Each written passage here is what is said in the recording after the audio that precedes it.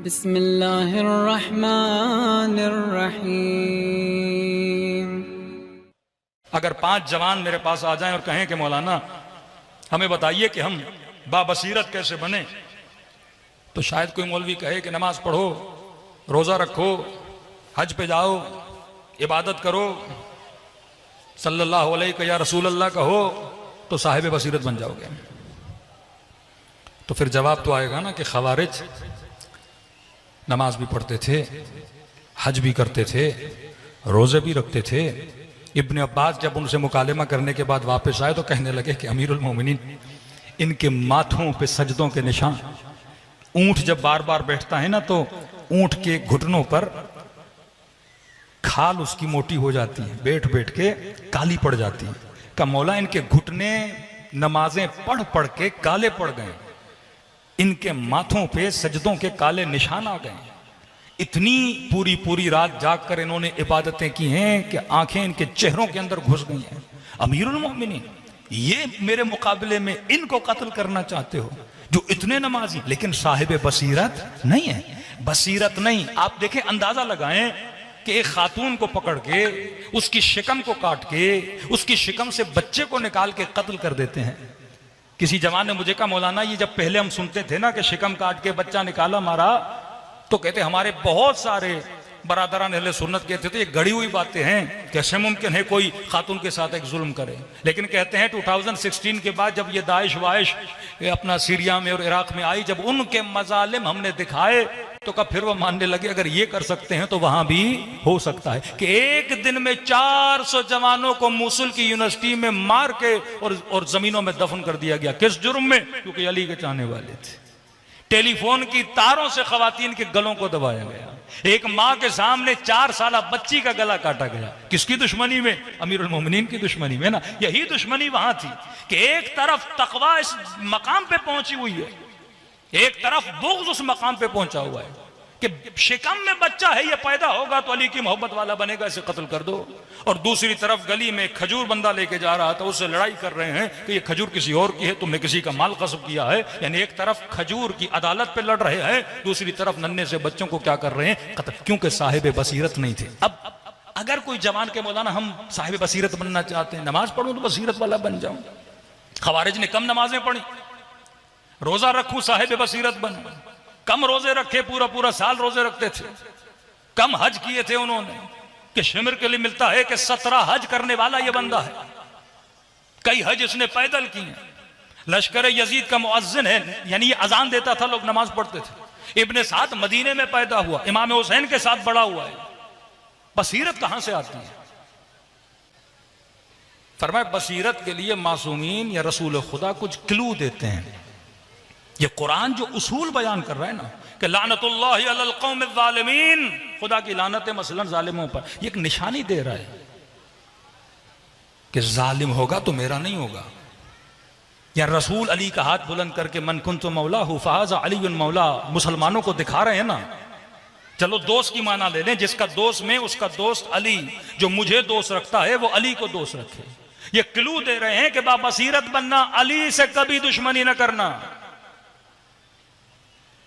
कि तीसरी मुलाकात में इब्ने साद ये कहे कि बुग़्ज़न ले अबीक, हुसैन तेरे बाबा के बुग़्ज़ में। इस बदबख्त को ये नहीं पता कि जिससे मोहब्बत करनी है तू उससे बुग़्ज़ कर रहा है। जो काबिले मोहब्बत है उससे तू नफरत करने लगे। जिस मुसलमान की मोहब्बत और बुग़्ज़ मिक्स हो जाए, इसे यही नहीं पता आज तक मैंने मोहब्बत किससे करनी है, मैंने नफरत किससे करनी है। यानी इंसान कंफ्यूज हो जाए कि शैतान से मोहब्बत की जाए या नफरत की जाए, अल्लाह से मोहब्बत की जाए नफरत, असलन अच्छे बंदे से मोहब्बत की जाए नफरत की जाए। आज तक ये समझ नहीं पाए कि जो कत्ल कर रहा है मैं उससे, जो जानी है मैं उससे मोहब्बत कैसे कर सकता हूं, जो किसी सहाबी के साथ ज्यादती कर रहा है मैं उससे मोहब्बत कैसे कर सकता हूं। क्योंकि जब मोहब्बतें और नफरतें कंफ्यूज हो जाए, ये बार बार रसूल क्या दे रहे हैं? क्लू दे रहे हैं। या अली अंत मिन्नी बिमंज़िलत हारून मिन मूसा, किसे बता रहे हैं? उम्मत को ना, कि जिस तरह हारून मूसा के लिए थे, अली तू मेरे लिए वैसे है। अना मदतुल इल्म व अलीयुन बाबुहा, अना मदीनतुल हिक्मा अलीयुन बाबुहा, अलीयुन मअल हक़्क़ वल हक़्क़ु मअ अली। ऐ मुसलमानों, या अम्मार तक़्तुलुका फ़िअतुन बाग़िया, तुझे एक बागी टोला मारेगा, ये क्लू दे रहे हैं उनके लिए कि साहिब हिकमत बनो, जब कभी कंफ्यूज हो जाओ तो ये चीजें तुम्हें मदद करेंगी बाबसीरत बनने के लिए।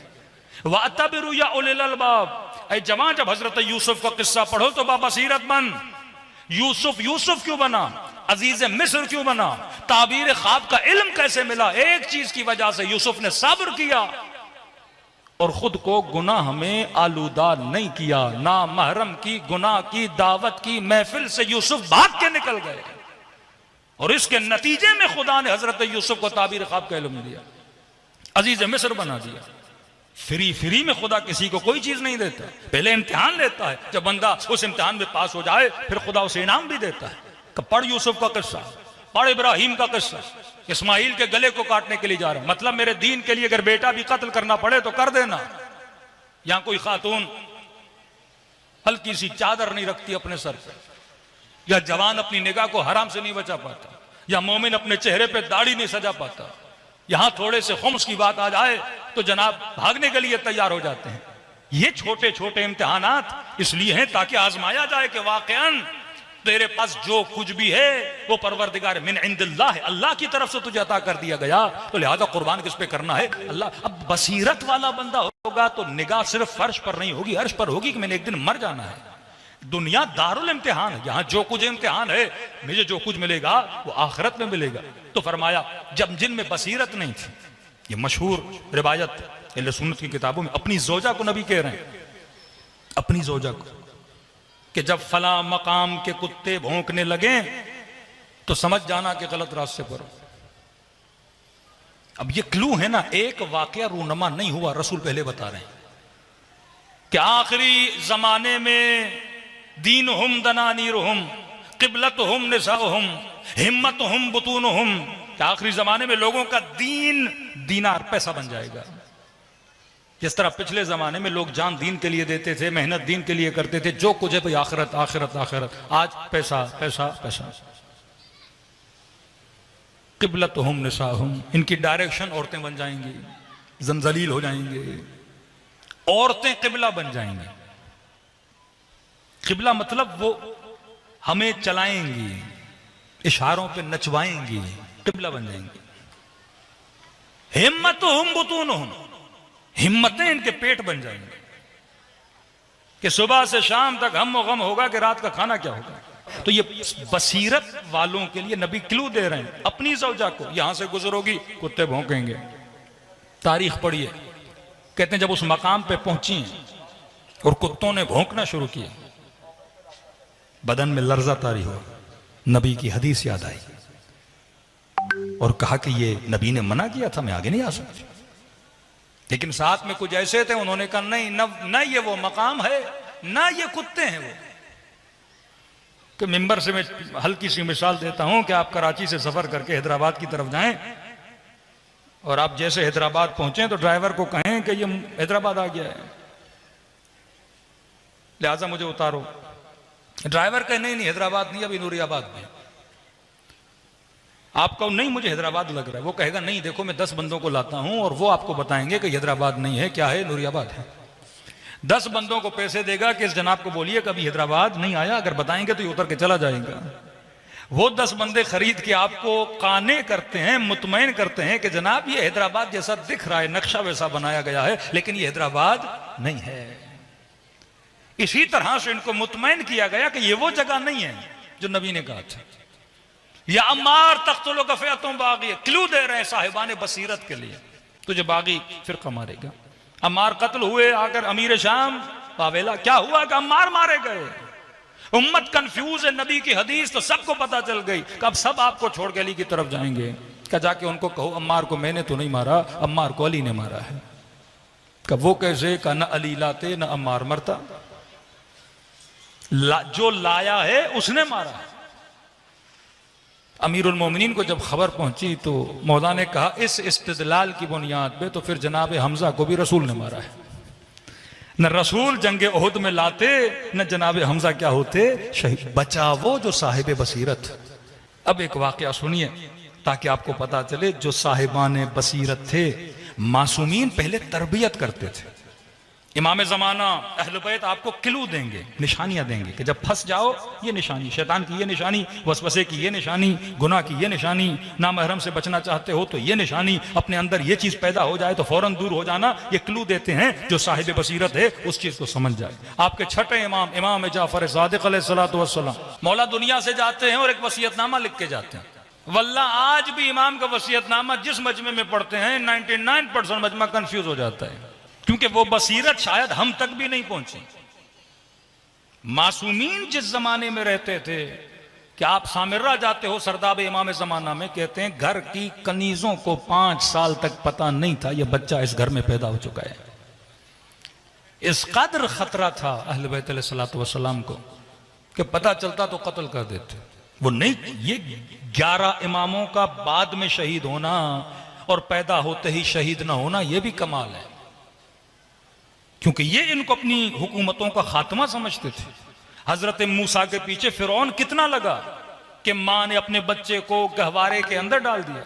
यस्तहयून निसाअकुम यज़ब्बहून अबनाअकुम, इनके बच्चों को कत्ल कर देता था, ज़बा, कुरान कहता है ज़बा कर देता था कि कहीं मूसा ना हो, क्योंकि उसे बता दिया गया था ये मूसा है जो तुम्हारे तख्त और हुकूमत का क्या करेगा, तख्ता उल्टेगा।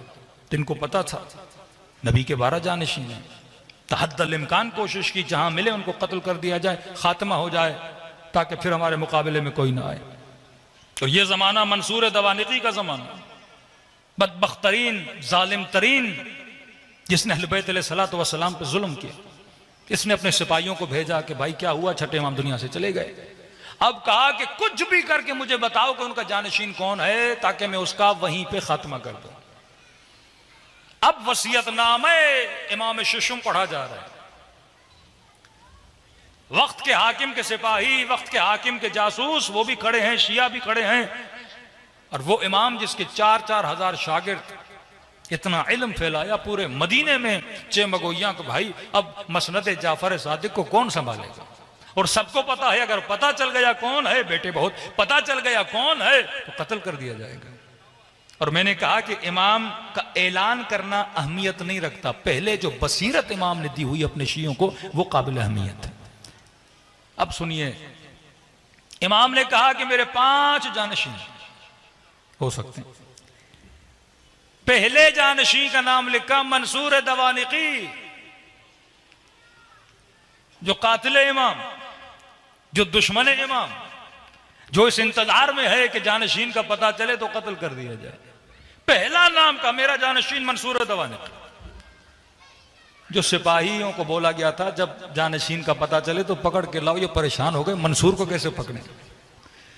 दूसरा जानशीन वाली और हाकिम मदीना, जो उसी मंसूर का आदमी। तीसरा फरमाया मेरी बीवी। चौथा फरमाया मेरे बेटे अब्दुल्ला अब्दा।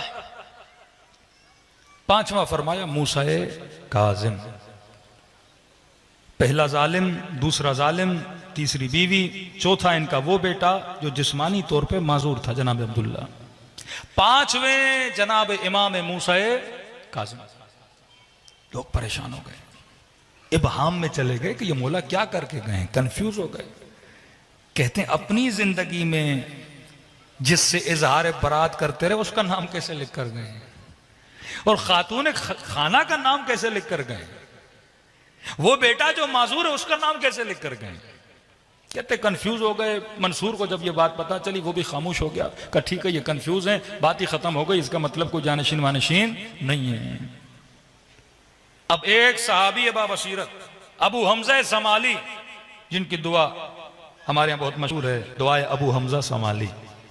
कायतुल्लाह काजी फरमाते हैं कि नजफ के आगा काजी के ज़माने में, कहते उस वक्त दिल्ली में देखता था 26 से लेके 30 तालिब इल्म ऐसे होते थे जो अपनी नमाज तहज्जुद की, नमाज वितर के कुनूत में दुआ अबू हमजा समाली पढ़ते थे। ऐसे जुहाद भी नजफ में मौजूद थे। ऐसी दुआ इमाम ज़ैनुल आबिदीन की। कहते हैं ये कब्र अमीरुल मोमिनीन पे अपने शागिर्दों को दर से तफसीर कुरान दे रहा था, और किसी ने आके खबर दी है अबू हमजा समाली जाफर इब्न मोहम्मद दुनिया से चले गए। का जैसे सुना कि मेरे मौला दुनिया से चले गए, गम के मारे गश खा के जमीन पे गिर गए। और जब होश में आए पहला सवाल ये किया कि ये बताओ इमाम का जानशीन कौन है। कहा कि हम भी नहीं समझे अभी तक इबहाम में हैं कि वाक़ियन जानशीन कौन है। कि इमाम अजीब वसीयत करके गए हैं। पहले कहा मंसूर तबानिकी हाकिम मदीना, उनकी ज़ौजा और बेटा अब्दुल्ला, और 5 में जो हैं हज़रत मूसा काज़िम। कहते ये कहना था, अबू हमज़ा समाली के चेहरे पे मुस्कुराहट आई और फौरन कहा अल्हम्दुलिल्लाहिल्लज़ी हदाना लिहाज़ा, खुदा का शुक्र है कि खुदा ने हमें हिदायत अता फरमाई। का अबू हमज़ा समाली हम कंफ्यूज हैं कि इमाम कौन है, और आप कह रहे हो कि अल्लाह का शुक्र है कि खुदा ने हमें हिदायत दी। कहा इमाम ने अपनी जिंदगी में इमामत के शराइत खुद बताए थे। ये 5 नाम नहीं हैं, इसमें 4 शराइत इमामत हैं और एक इमाम का जिक्र कर गए हैं। शराइत इमामत में नौजवानों को अगर क्विज क्वेश्चंस एंड आंसर्स आते हैं ना, तो उसमें 4-5 ऑप्शन दिए जाते हैं। अगर आपसे पूछा जाए कि इमाम की शराइत क्या है, पहली शर्त इमाम जालिम नहीं होता, इमाम आदिल होता है। हाँ? अदालत शर्त इमामत है। दूसरा, इमाम आलिम होता है। तीसरा, इमाम के बदन में कोई ऐब नहीं होता, जिस्मानी तौर पे इमाम का सही होना, मतलब पांव टूटा हुआ हो, हाथ टूटा हुआ हो, आंख से काना हो, फरमाया नहीं, ये इमाम कतन नहीं हो सकता, इमाम जिस्मानी तौर पे सही सालिम होता है। चौथा फरमाया जिन 12 का जिक्र किया अहले बैत ने, उन 12 में कभी भी किसी खातून का नाम नहीं था, तो इमामत में किसी औरत का नाम नहीं है। तो इमाम ने 5 नाम बताए, पहला भी जालिम तो इमाम नहीं, दूसरा भी जालिम तो इमाम नहीं, तीसरी खातून है वो भी इमामत में नहीं आ सकती, चौथे उनके बेटे हैं जो जिस्मानी तौर पे माजूर हैं, बाकी एक ही बच जाते हैं, वो है मूसा काजिम, का वो हमारे इमाम है।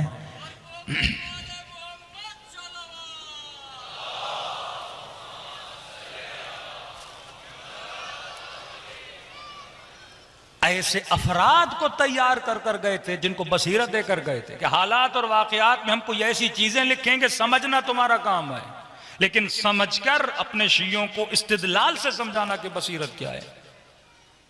जिस रसूल खुदा तो खुल्लम खुल्ला बसीरत दे रहे हैं ना, अपने बिस्तर पे सुला रहे हैं, लहमुकल लहमी, मुबाहिला में इनको लेकर जा रहे हैं, और कहां कहां बताएं कि फातिमा तो बतअतुम मिन्नी, मेरे जिगर का टुकड़ा है, मन आज़ाहा फ़क़द आज़ानी, जिसने इसे तकलीफ दी मुझे तकलीफ दी, जिसके गज़बनाक होने से अल्लाह, ये सारे क्लू और रास्ते हैं जो रसूल खुदा बता कर जा रहे हैं।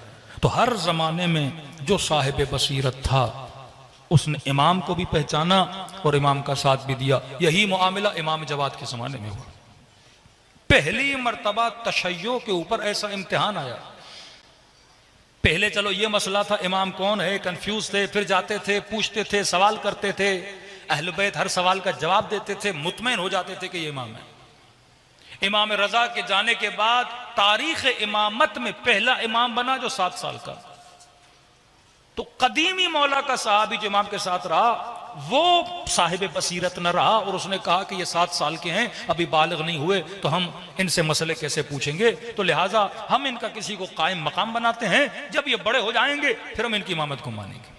कहते वहीं पे मौला का दूसरा साहबी उठा, इसको गले से पकड़ा और कहा कि ये सोच कहां से लाए हो, जब ईसा को मां के गहवारे में नबूवत मिल सकती है तो क्या जवाद को 7 साल में इमामत नहीं मिल सकती?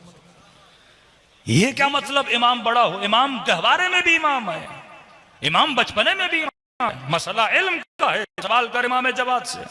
किसी जमाने का मौलाना मौला अली के जमाने में कुछ भी नहीं, लोग बच गए क्योंकि अली थे, हसन तो थे, हुसैन तो थे। कि हम आज क्या करें कि इमाम जमाना नजर नहीं आ रहे, और इतने इख्तलाफात, हमें कैसे पता चले हक और बातिल का? तो कहा अली नहीं है तो क्या हुआ, अली की बातें तो हैं। हसन नहीं है तो क्या हुआ, हसन की बातें तो हैं। मौला हुसैन नहीं तो क्या, ये किरदार हुसैन तो है। छठे इमाम की बातें तो हैं। इन्हीं बातों को पढ़ के साहिब बसीरत बनो और हक व बातिल की पहचान रखो। 3 तरह की बसीरतें, बसीरत अखलाकी, बसीरत दीनी, तीसरी बसीरत बसीरत सियासी। बंदा हो सकता है अखलाकन बाबसीरत हो, गुनाह ना करे, हो सकता है दीन में बाबसीर हो, अपने दीन का इंतखाब सही करे। कई लोग सियासत में मार खा जाते हैं, बसीरत सियासी नहीं होती। कई ऐसे लोग थे इमाम हुसैन को मानते कहते थे नहीं मौला हुसैन सियासत अच्छी नहीं कर रहे।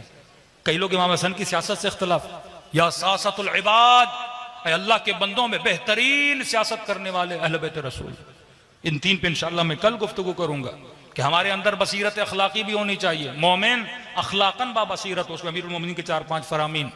बसीरत दीनी के जितने दीनी शुबहात, कभी अखबारियत, कभी उसूलियीन, कभी गालियत, कभी तकसीर, ये जितने हमारे अंदर टोले बने हैं, क्योंकि हमारे पास बसीरत दीनी नहीं है।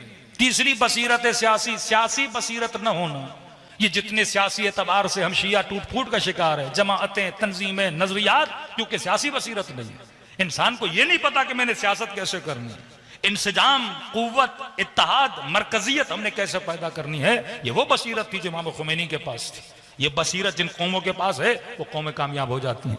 लुबनानियों को देखें, दूसरों को देखें, लेकिन आज हम क्योंकि हमारे माशरे में बसीरत से हमें ये पता है मस्जिद बनानी है, नमाज पढ़नी है, मजलिस में आना है, लेकिन बसीरत सियासी नहीं है। ये तीनों बसीरतें जब जमा हो जाती हैं तब इंसान उन सिफात को अपने वजूद में ढाल सकता है जो सिफात असहाबे करबला में मौजूद थी। सलवात पढ़े मोहम्मद वाले मोहम्मद।